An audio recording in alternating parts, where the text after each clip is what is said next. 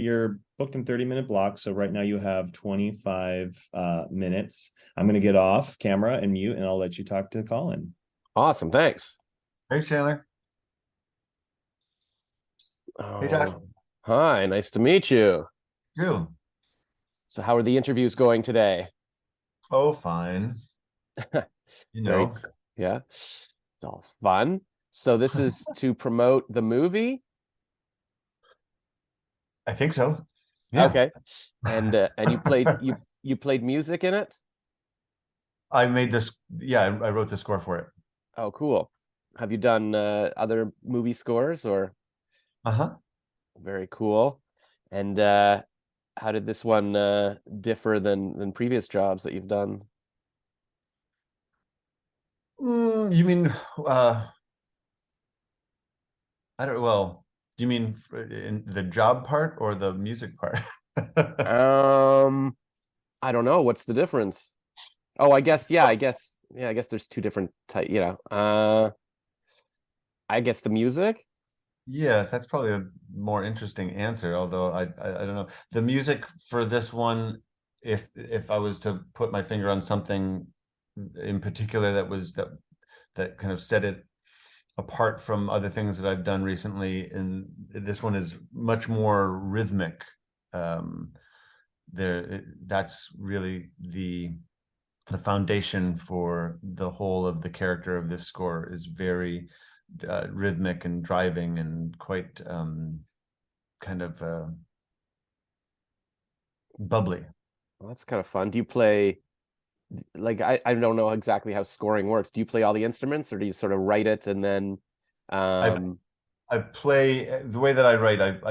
I play everything, and so I played all the instruments myself here except for the strings, the orchestral strings. I wrote, I played the parts in various ways. Some of them are played on keyboard and piano, and other ones are sung or played on other instruments and then replayed on strings. And then there was a little bit of percussion that I did not do myself that a friend played as well. cool. So it's kind of a collaborative kind of process. Do you how do you like that compared to I guess you play in a band as well or multiple bands? No, so I'm primarily a solo artist, Okay.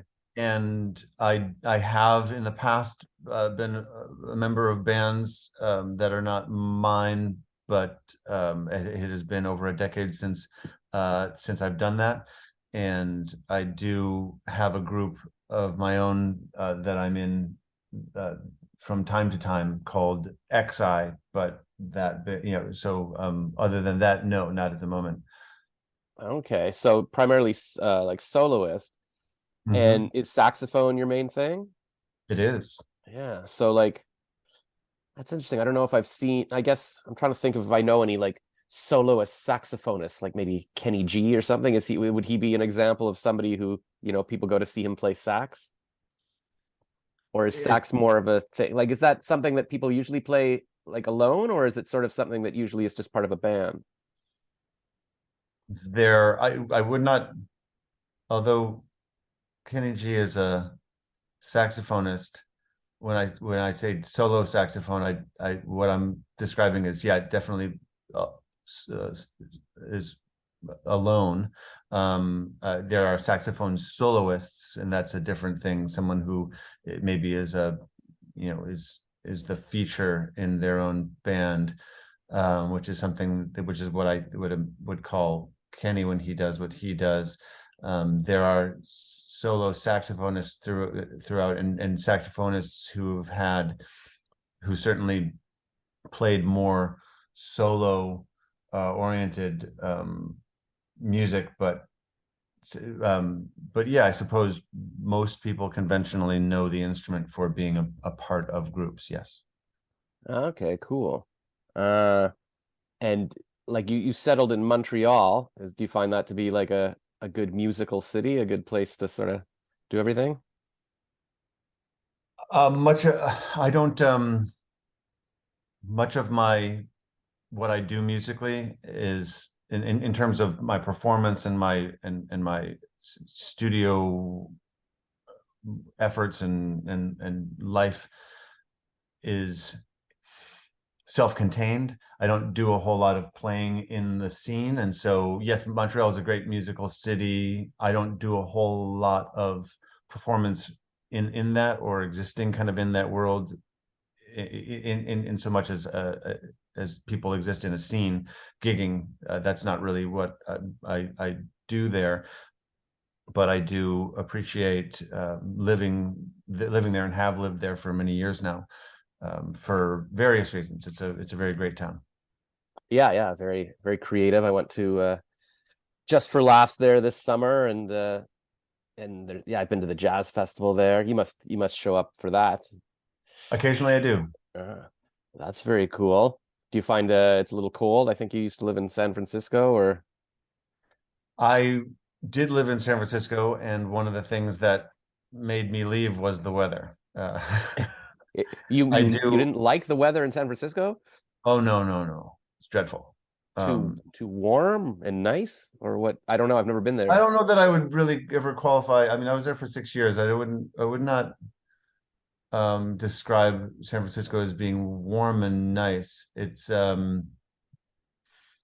who was it, Hemingway, who said that the coldest winter he ever lived was summer in San Francisco. Oh. Somebody said that. But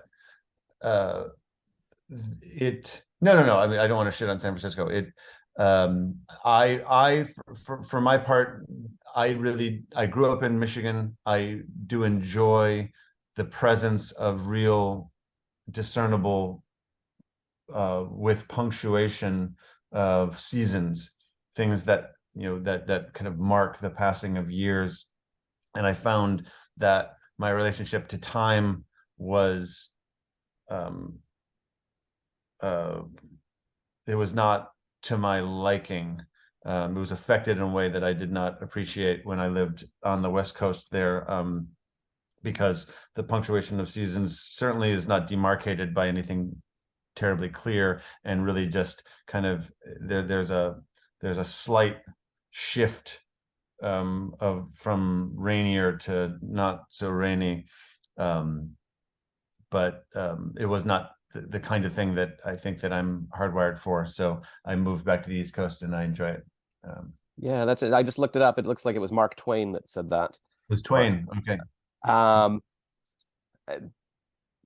yeah, that's interesting, because a lot of people say they would miss the changing of the seasons, or if they moved to Florida. And I was always like, oh, come on, that's ridiculous. But I can see how it's sort of I'm like, let me try not having cold weather, but it's getting cold here in Ottawa right now, and it's like, but in a way it is nice, like, because when you're young, your sort of life is demarcated by school. Okay, now it's the new school year, it's September, and then you can sort of, okay, that was first year, that second year university, like you sort of have these things. But then when you're working a job, it's just your grown-up life is all the time. And if you don't have the weather to change, it's just like, yeah, I guess it could just be this blur of years pass, and you're like, oh yeah, when was that, if you can't say it was summer or winter or anything. Not just time, but also energy, because there's something about not just yourself feeling that what happens from being in cold and dark for several months, many months, and then having those first days of warmth and sunlight, and being able to shed layers and to experience that, not only for what that does for your internal experience, but also being amongst people who are all currently feeling that.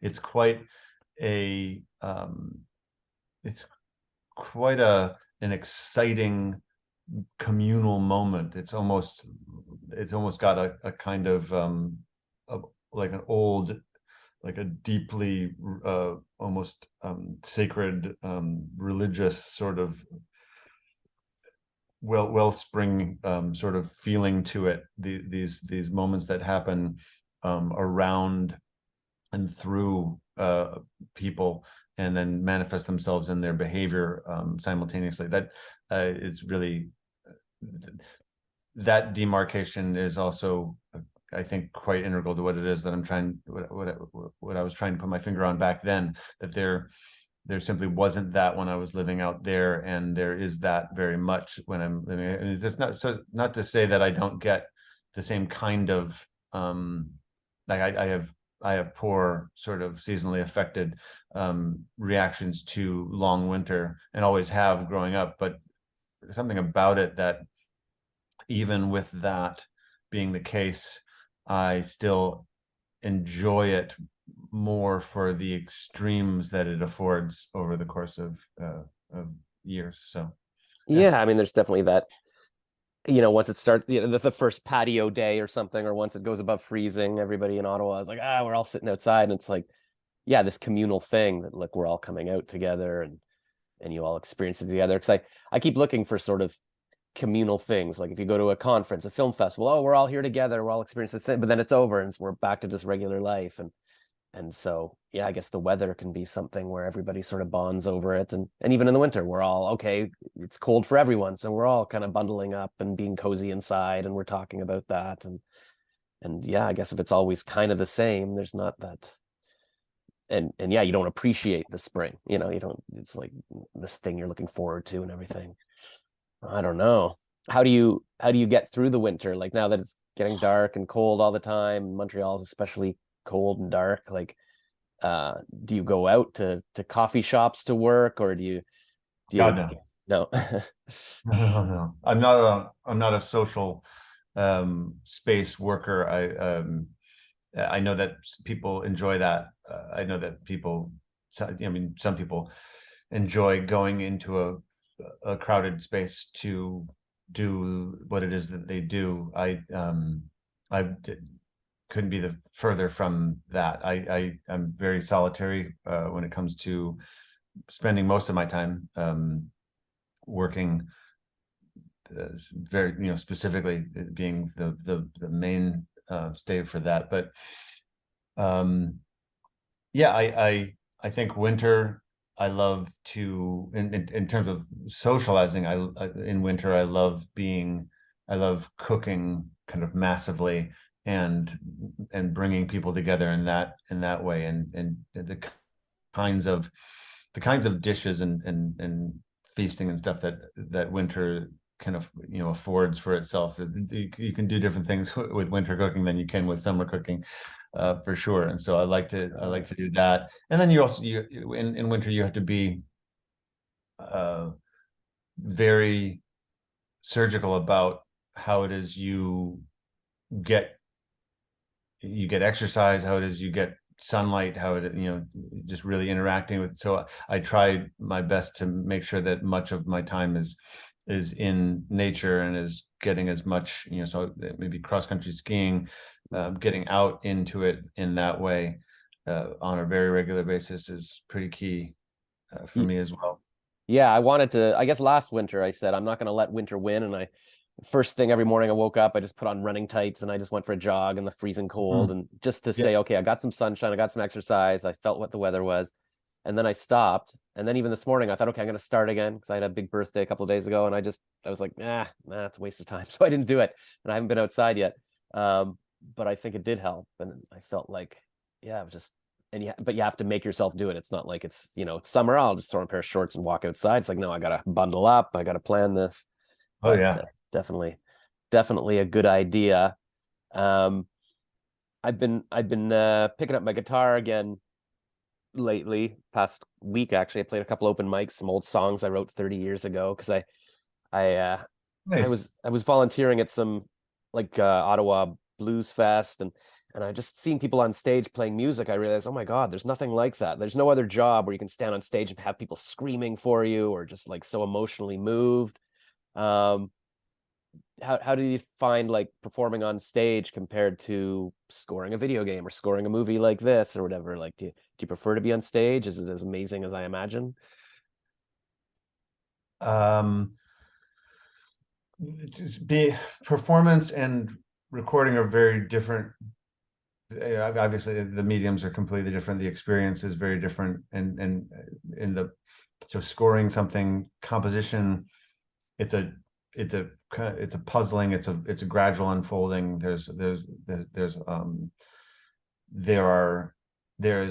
It's got its joys, and they are built out over the long term, as you kind of like unlock and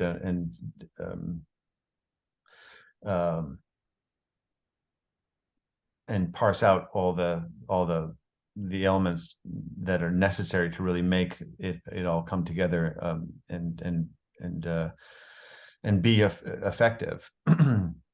In terms of performance, it's for me, it's a very physical performance is a very physical, very immediate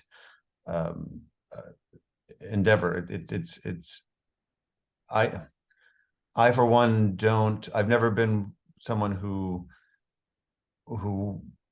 has been attracted to the stage for the reaction or adulation of an audience. And my music is the essence of it is such that it's very difficult to play. It's very physically demanding to play. And so my experience being on stage is it's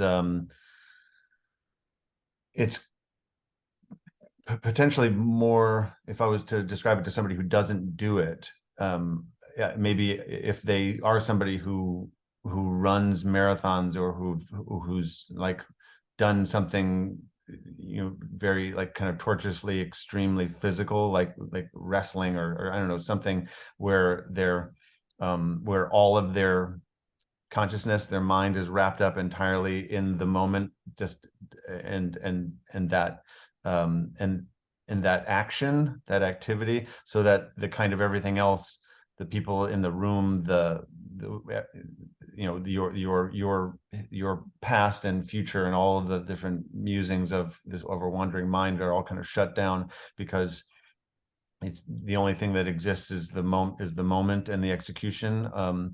That's what it's like for me. So it's very I feel like it's more akin to kind of like high intensity meditation than than anything else.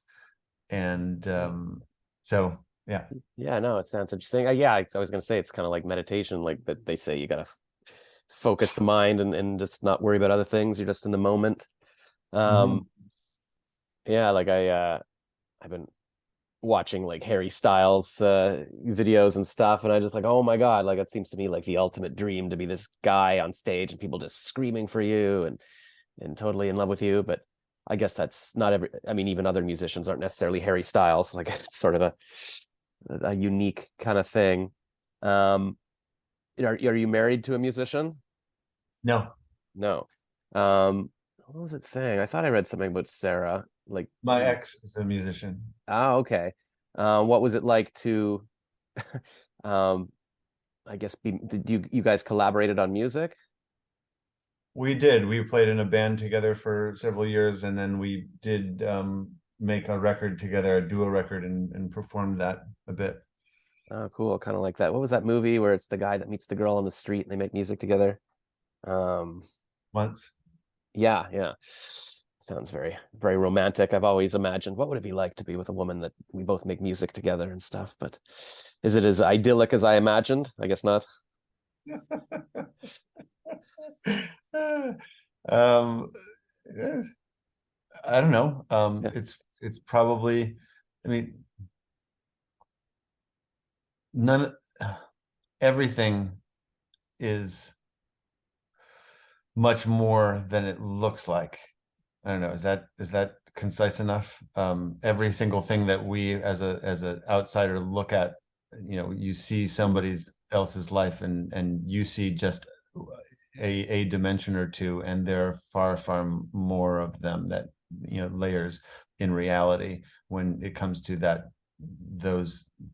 person or those people and their experience. So are there the layers to it that are hugely special? Yes. Are there other layers? Yes. Yeah. I'm Well, very that's good to fortunate. know.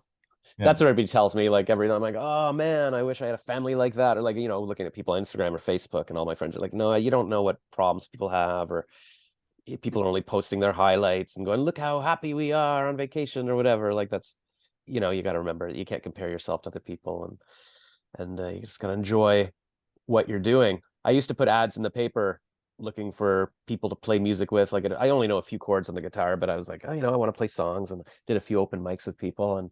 And now that I'm going open mics again this week, I'm gonna try to find people to play with again. Good Uh, luck. thanks. Yeah. Yeah, It's just kind of fun. And then I'm gonna research, how do you get a song on Spotify? Like that kind of, actually, how do you get a song on Spotify? Do you have songs on Spotify? I do. And then that's kind of fun. Do you track your stats to see where people are listening, or how I many don't people? pay attention to any of that. No, No. that's interesting. You got your people to do that, I guess, Um, or it just sort of happens and you don't even. if somebody wants to do it, yeah. But I don't reading reviews, reading about metrics and stats and those things. I think is kind of, it's the death of your actual music making. So if you end up, at least for me, if you read a good review, the idea that that person, like the things that they liked, now become something that you think consciously and subconsciously, oh, I'll do that again because somebody liked that. Then your music becomes less genuine to your own intuitions. And if you read a bad review, that person is telling you what they didn't like, and so similarly, you might end up taking something like that to heart and going, oh, I'm going to avoid doing that in the future. And who the fuck are these people to tell you what it was that is and is not your story? So I don't read any of this. No, that's good. That's I good. don't pay attention to any of it. So, because ultimately I want to be able to, I want, just for my own storytelling to play out in the way that I conceive of it and imagine of it. So That's amazing. Here, let me just grab my guitar quick and.